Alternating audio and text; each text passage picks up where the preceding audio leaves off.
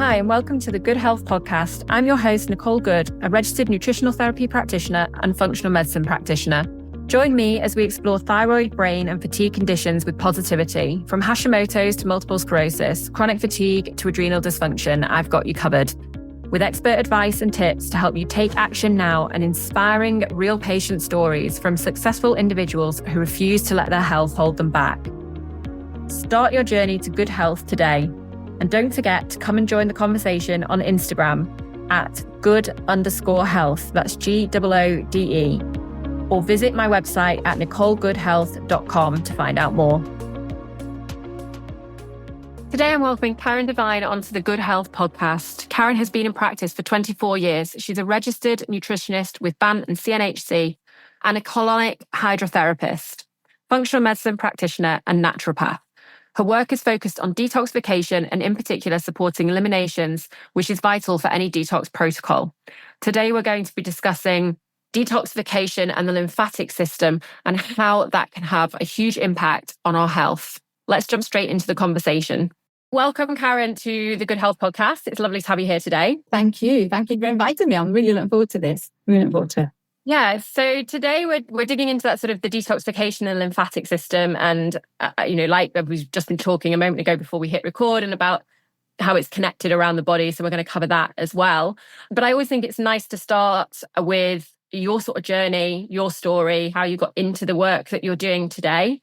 Well, my daughters were my reasons. They were my every reason for going into practice and building my practice at the house where I work from. But basically, they're 30 and 33 now. So they both had eczema and asthma.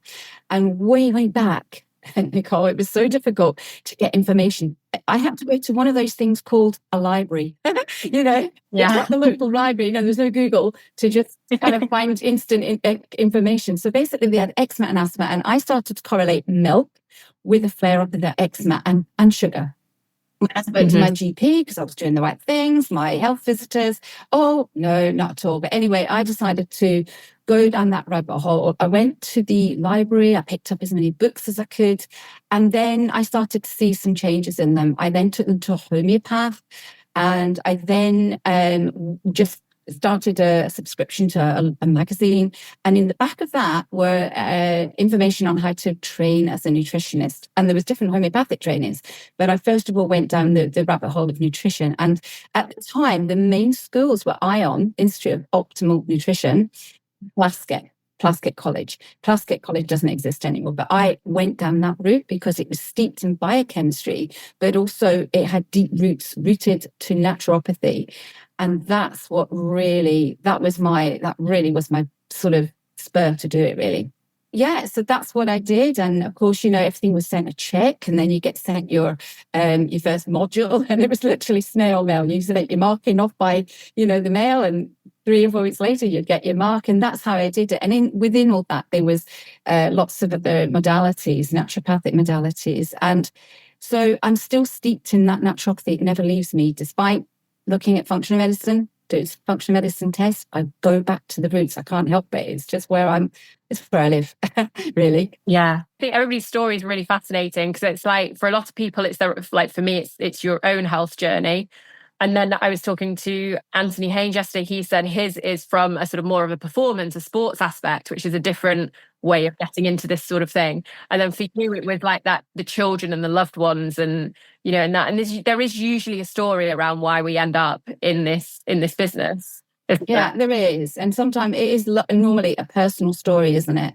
Yeah, and so really the even today, with a registered nutritionist, colonic hydrotherapist, practice functional medicine, naturopathy. I work for Nutrilink and NutriGold. They're I'm the technical advisor. So, but I still go back, whenever I'm talking to somebody, I'm stripping it right back, because naturopathy, the old naturopathic greats were geniuses, absolute geniuses. The words might be different, which I might share a few words what they would have said before, in some of this, but we're understanding it. It's quite simple to understand, actually. So, yeah. And it's amazing, like you say, how far things have come as well, with your daughter saying you're going to the GP and you found that the milk and the dairy and that sort of thing. And now particularly within our community. But I think with a lot of the public as well, that's a lot more known that food can have these, sort of allergic type symptoms with these sort of illnesses and eczemas and asthmas, this sort of thing.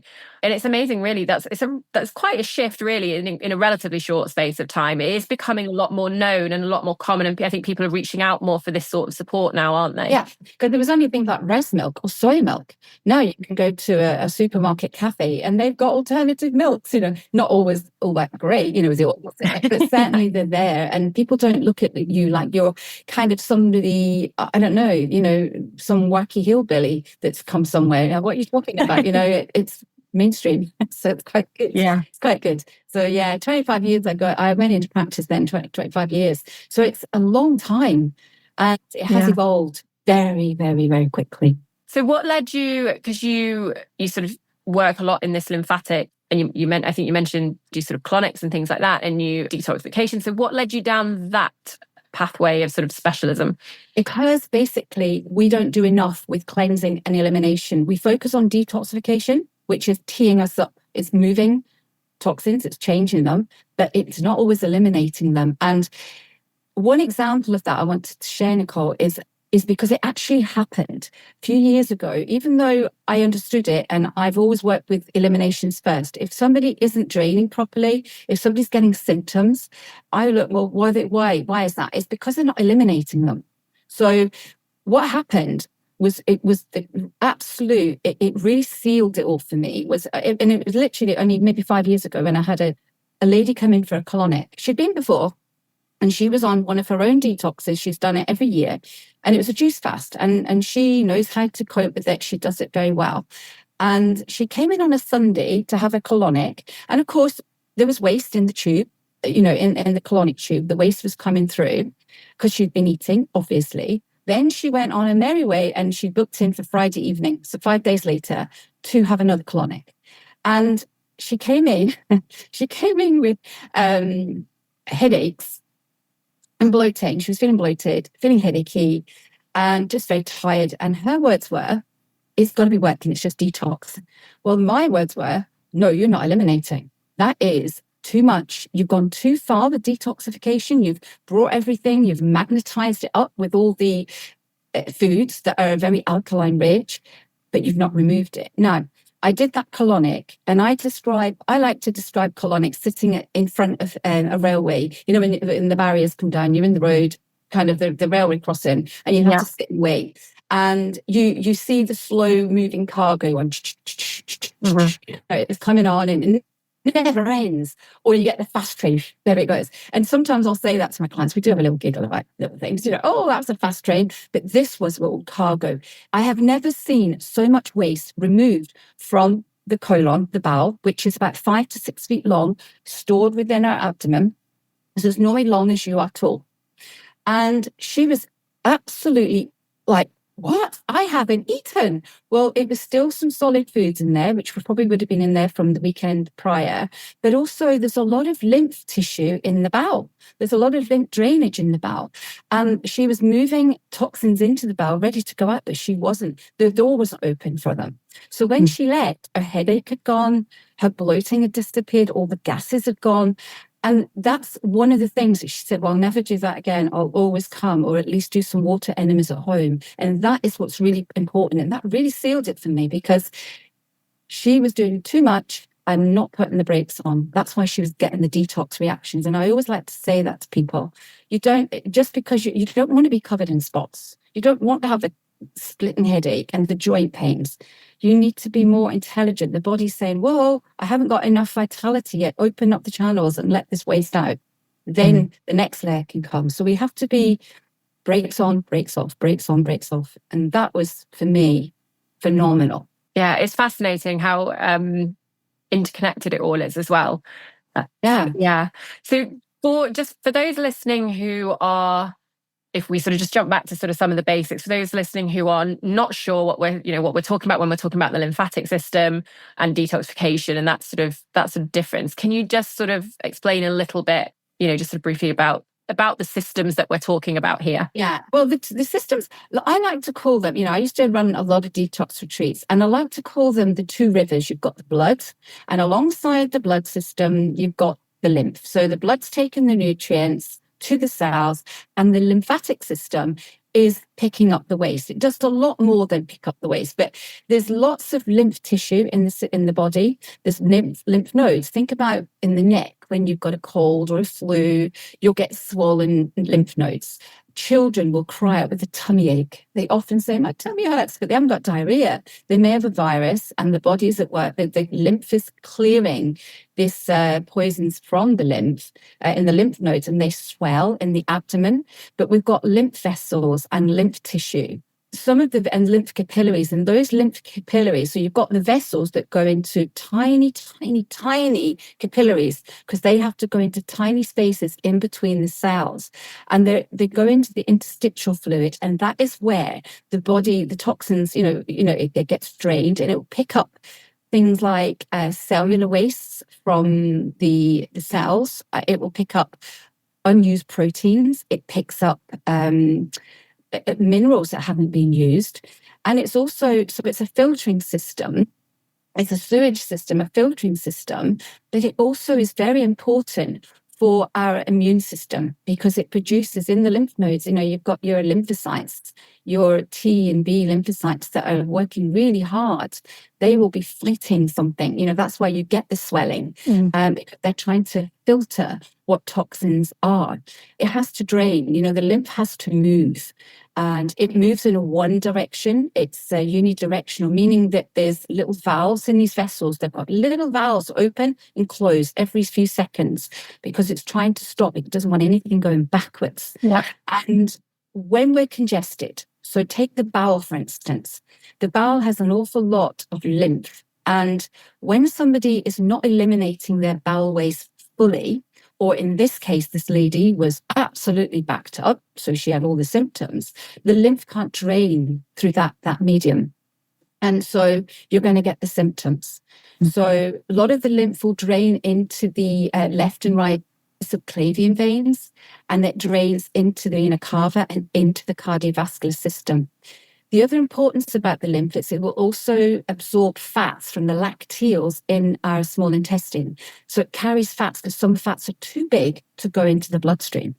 So but all naturopaths really put a lot of emphasis on the lymph, and they called it the sewer system. Doesn't sound very nice, but it is actually picking up waste, taking them out where they need to be.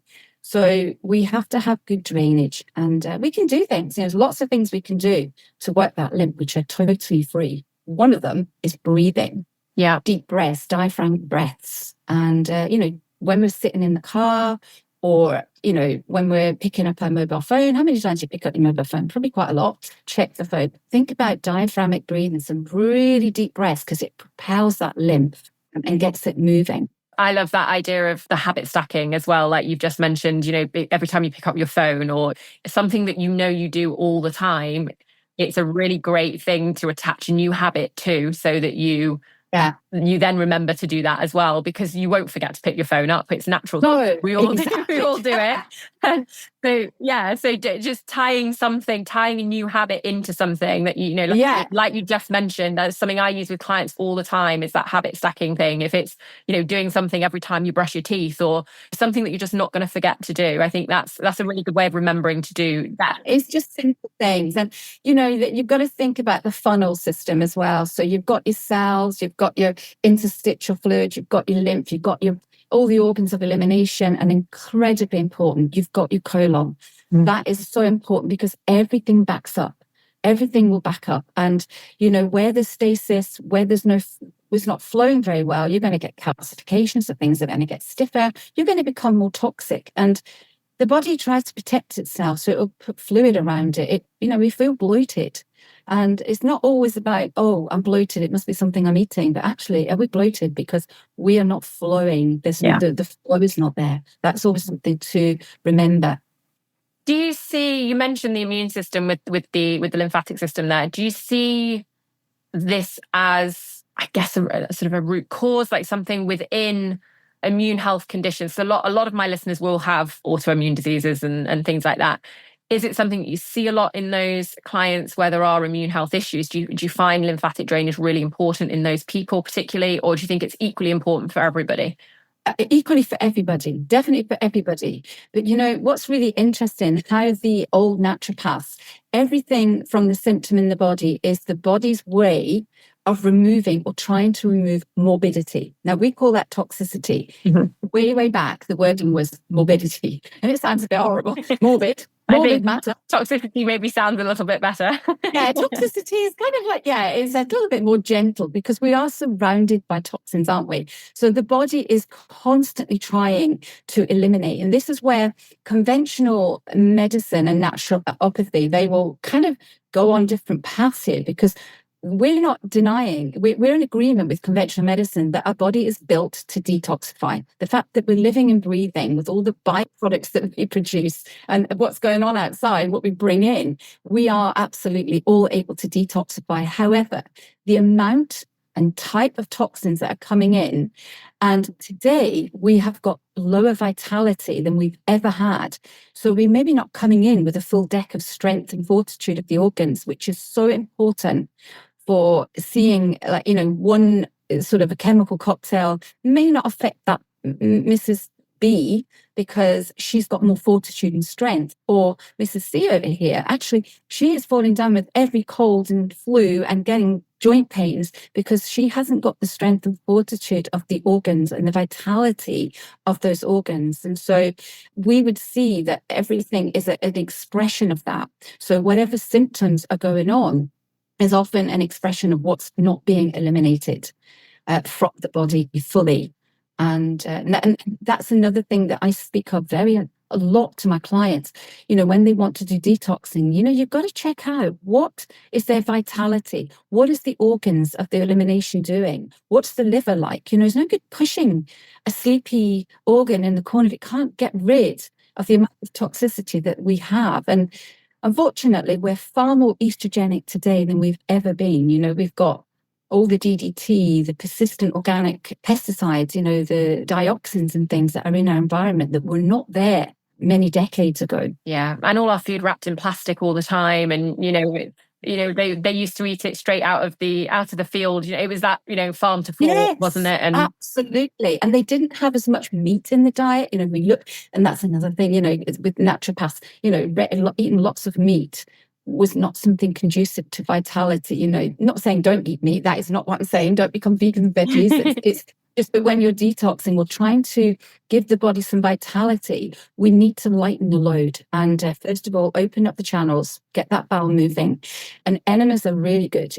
I teach a lot about doing home enemas, and they might be frightening at first, but first people have to recognize that actually enemas and colonics are thousands and thousands of years old. Yeah. The first artifacts written on some Egyptian scrolls were little blow enemas that they would put into when a baby was feverish, a little bit of water, and they would clean the bowel. Early yogis would be using reefs from the river, fresh rivers, clean waters, which we haven't got today. And they would insert that rectally, and they would be doing their yoga poses to get their water around the bowel and clear it out. And so I think that bringing this back in the modern day is so important, especially because, like you said, we're more toxic than ever. And that's something I see a lot with my clients is with the autoimmune. I work a lot with sort of the chronic fatigue type patients who are very sort of sensitive, and the toxic load in people, whatever it is, whether it's chemical toxicity or it's viral load, or there just seems to be, once one thing goes with, probably from our environment initially, that sort of toxic buildup, then you just tend to find the immune system then can't tolerate the viral load. It can't, and it all builds up. There's mold then that comes into play, and then we just become more and more toxic. But if you're exactly like you're saying, if you're not then supporting, if you do a detox and you're not supporting the liver or these different organs that need to be used to detoxify, that's when people can have real problems with sort of that detoxification stuff. Absolutely. Yeah. I mean, sometimes when I talk about the bowel, I say it's a bit like the landfill. When there's a lot of waste in there, it's not moving. Of course, what you're going to find in a bowel like that, you are going to find inflammation. You are going to find yeast, overgrowth, dysbiosis. You can find all that. It's on a landfill. Equally, You've got the terrain of the body. Everything. Our body is trying to protect the cells, the DNA. This is exactly what it's trying to do. So it will store toxins wherever it can. And the terrain is so important because it's like the goldfish in the bowl. You know, the fish, imagine that being your cell or your DNA. The health of that fish, or your DNA or your cell, it's dependent on how filtered that water is. When it comes polluted in that water, what's going to happen? The fish doesn't swim well, it gets weaker, its systems become weaker. That's the same for us. So we've got to remove the obstructions. We've got to get these old-fashioned ways back, open up the channels, strengthen the organs, then maybe start to go, right, we can start pushing a little bit harder with this now because we've got the strength, vitality, and fortitude. And one thing I do want to add, and if women listening, you're going to relate to this, our bowels are weaker than men's because they've got a stronger bile reflux, a reflux when they eat. So they can eat a nice meal and suddenly, up they go, yes, toilet, there they go. And the woman is sitting there, as many of my clients have said, you know, I can have 3 bowel movements a day, but him, 3 a day, you know, mine's 3 a week rather. And it's like there is a weakened, women have definitely got weakened colons. So we have more of a deficit because we've got a lot more organs tucked in there. We've got uterus and we've got, you know, I was just gonna say, actually, is that one of the reasons? Is that yes, sort of part of it? Yeah, absolutely. So, so coming back to hopefully I'm answering that question about do we see toxicity and lymph backup? Yeah, with all symptoms, which is, as I say, the naturopathic would look at everything as a way if the body is saying, this isn't right, I need to get rid of this. And one of the things that I ask people to do is go back in your timeline, do a bit of recapitulation and sit down and write down all the symptoms you had as a child. And what did you have? Tonsils removed. Hey, that's me. Definitely, I had my tonsils removed. And I'm very much lymphy. I have to be careful. You know, I have to be, so mucus forming foods like milk, that is definitely not a no-no for me because I'm very mucousy with milk. But we have to look back and think, how was everything treated? And if you look at it, you think, antibiotics, that was a steroid, suppress. And as you get older, the body's thinking, I can't get this out. I can't, throw this out anymore. So it is going to create sort of more chronic conditions. We have to still look back at our past timelines and see how everything was treated. Yeah, I've just had actually just before this a new patient appointment. So we've done like the sort of full functional, assessment with the timeline matrix, all of that sort of thing that I do with every client. And yeah, she's a nutritionist, but in a whole other area. So she's come to see me for the sort of autoimmune stuff. And she said to me, it's amazing because she'd filled all the intake form in and everything like that. But she said, actually, when you sit down and talk about your story, and we were just over 90 minutes, maybe a bit longer. And she said, talking about that story, it's amazing the things that come up and the connections that you make and actually talking about it rather than just filling a form in or something like that. I know particularly in functional medicine, I don't know about the sort of naturopathy, but with functional medicine, I know they really pushed it. That sort of retell the story, tell the story back to the client. And it is really important because you do get so much out of that, don't you? Going right back to the child and really pulling things out and patterns and behaviors that have gone on and, all of that sort of thing is so important. Absolutely. And it does, we have to remember our tissues are alkaline. They're a very alkaline area, all our tissues. And of course, when we've got these acidic substances keep going in and suppressing it with even more acidic substances like antibiotics. I'm not saying, they save lives. Let's not, I'm not dismissive of medicine. Yeah. But when we've got the cellular and digestive waste products that remain in the body, they will build up. And, what we are then going to do, toxicity, what will happen? It creates inflammation. It will create mucus. So, you might have somebody with a chronic sinus problem. Yeah. Interferes with hormones because our hormones, these delicate, tiny, minute levels of hormones that we produce are trying to operate in a very confused and chaotic body. At cell-to-cell communication, nerve flow, that is, all of these things. So these blockages and obstructions, which is what naturopaths call them, very simple terms, it's one I can understand, that will create the stagnation, the waste build up. And as I say, we're going to start getting the more chronic symptoms. So it's important that we do, that's why my work is elimination, detoxification, it's more centered around that, because today we should be living a more detoxification and cleansing type of lifestyle, not living like saints, crikey. We all have nice little things that we want to enjoy. Yeah.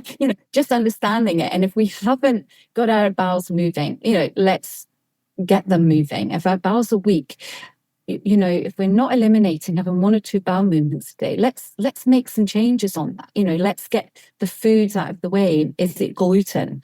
Is it the sugar? Is it the milk? Have a recap with ourselves. Be honest with ourselves. Is it too much eggs? I find that some people are eating 12 to 14 eggs a week. And they can be highly mucus forming, but also block the bowel. So, it's just getting people to really relate to their diet and see, first of all, what can I do to remove these things and get things moving? And if so somebody came to you and you pick up on, maybe they come to you knowing that it's like a sort of lymphatic drainage type problem, would you, because you talked a lot about obviously the connection there with the gut, is your first initial instinct to go in with the gut and get the bowels moving first and then move on to the problem of the lymphatic drainage or the detoxification, the elimination after? What's sort of, how would you approach it? Yeah, they both work together. So let's get the offending food for that person. I mean, some people can eat one food, another person can't. So let's look at what food could be causing that. The high water content. Now, when you eat something, whatever meal you have, at that moment of taking it in is where it's got its most water content. Yeah. Once it's gone in the gut and sitting around in that bowel, the bowel's taking the water out of it. It's not being eliminated. So I want to ensure they've got what I call high water content food. So, what sort of leafy greens are they eating? How much raw? Not saying everybody goes on a raw diet. That's highly pulling as a detox. And so for some people, that's just too much.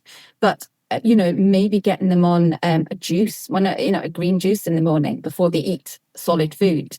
Or I get them to maybe take some chia or flax seeds to help soften the stools.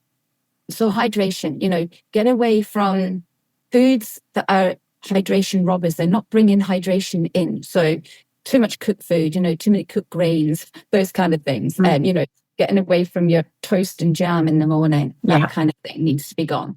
Looking at remineralizing, so mineralizing from our greens and our plant foods, maybe taking some electrolytes or some mineral forming supplement, because that supports the nerves and the muscle and the tone of the bowel as well, which is very weak.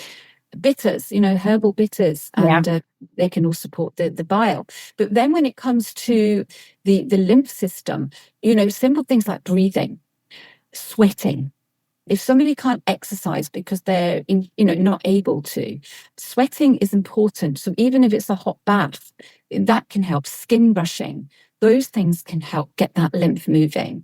Just moving the body, just starting to, pulse the little rebounders, the little trampoline type things. Rebounders are really helpful. Even if somebody's just padding it, because you're starting to move that lymph, you're just getting it moving, getting warmth around the body. That's really important. And so is sleep. Sleep is vital to the lymph, particularly the lymph of the brain, because up until this point, for many years, the lymph was sort of cut off from the head down. They knew of the lymph down here, but they didn't kind of relate to the lymph of the brain, which they call the lymphatic system. Yeah, I wanted to ask you about this because I've been reading a lot about this lately. Yeah, it's something I've seen in a lot more research papers. And I think there's a lot more coming through about it. Absolutely. And the involvement of the glial cells as well.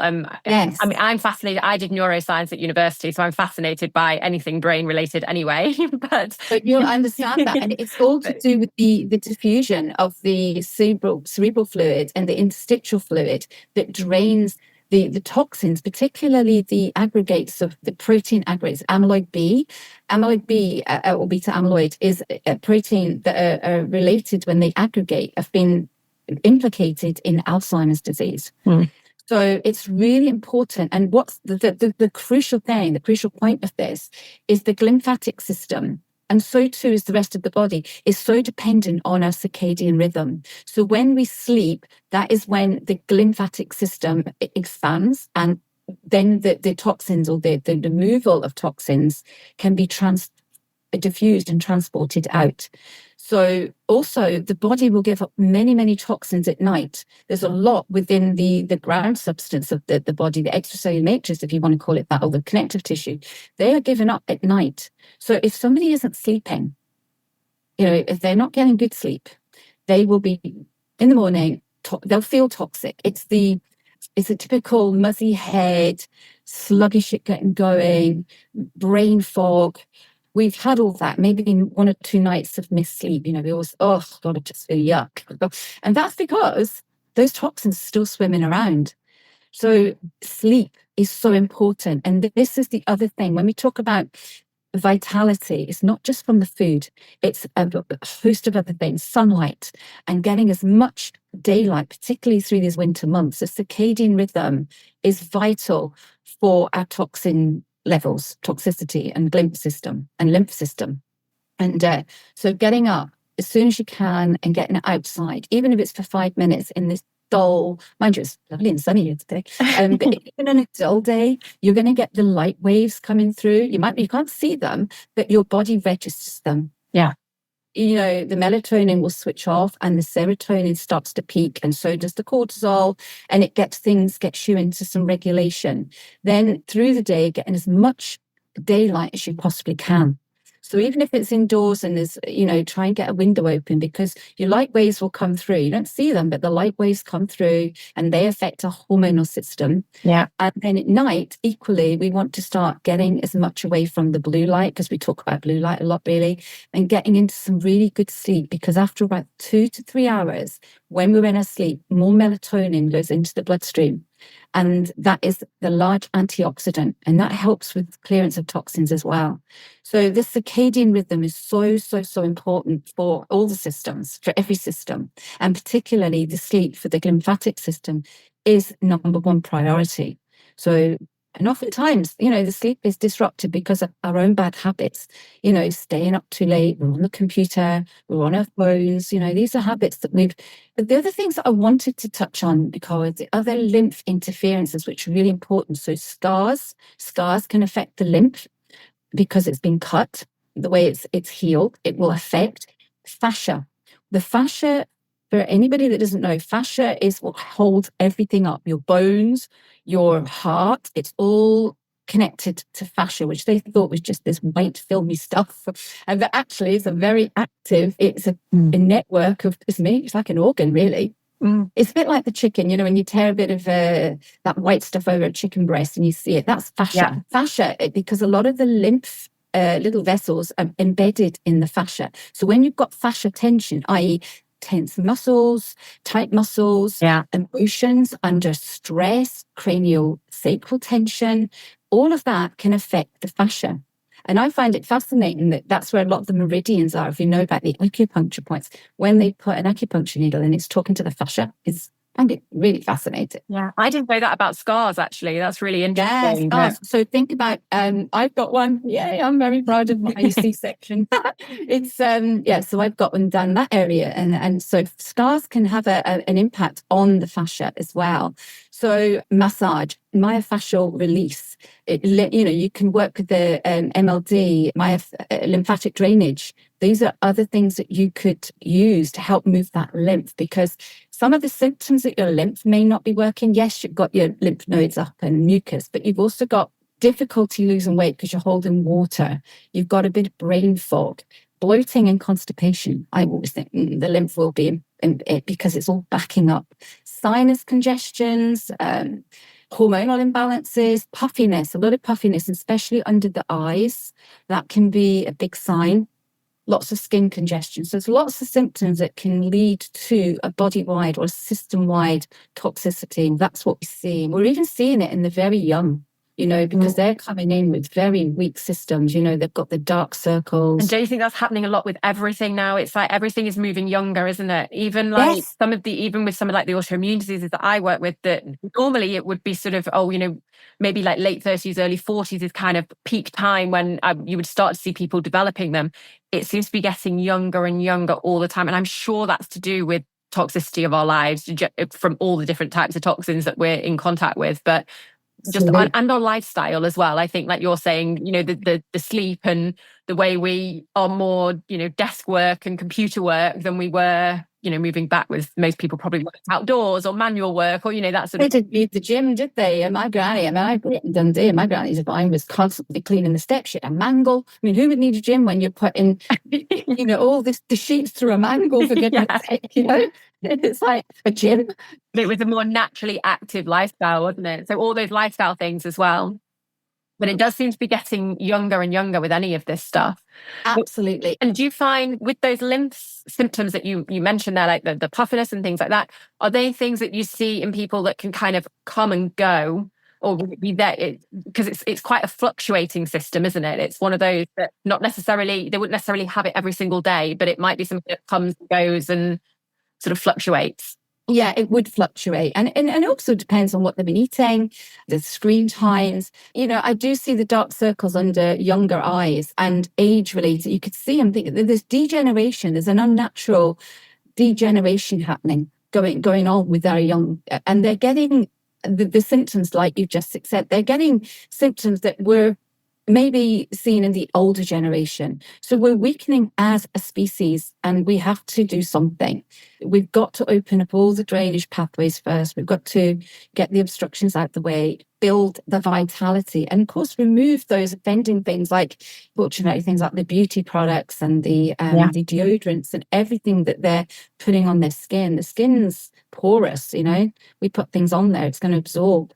And I wrote a post the other day about tampons and those pads that they're laced with chemicals. Yeah. And they're inserted and they don't go through. They get absorbed into those very delicate tissues. They don't even go through the first pass metabolism, which means the body isn't going, oh, hang on a minute, I'll recognize you. I'm going to capture you and make you a little bit safer. They don't do that. They just go straight into the system. But there are natural products out there now for all of this. I use entirely sort of natural, from, women's healthcare products to beauty products and everything. I think it is becoming more accessible to find natural products. Yeah. Yes. It's just knowing it's knowing to look for it and knowing what to look for, isn't it? Yeah, absolutely. And they are there, yes. And some may not work as well as others, but, you have to play around with it. Everybody's different. And, but other things that will interfere with the lymph that women must avoid is the tight fitting clothes. When you take your clothes off at the end of the night, if you've got you're unbuckling your trousers, and suddenly you can see where your trouser band has been, or you can see where your wire of your bra has been. That is pinching off your lymph, because you've got superficial lymph right under the skin, then you've got the deeper lymph right further down. So you're nipping off this flow. It's not happening. And as I say, the bowel movements have to work, lymph massage, they will help, acupuncture. Even the other things that work as well is vibration plates. Sometimes you can get them on eBay. Oh, yeah. Those vibration plates can be really good to move the lymph. And also, as I say, rebounding, contrast bathing, hot to cold.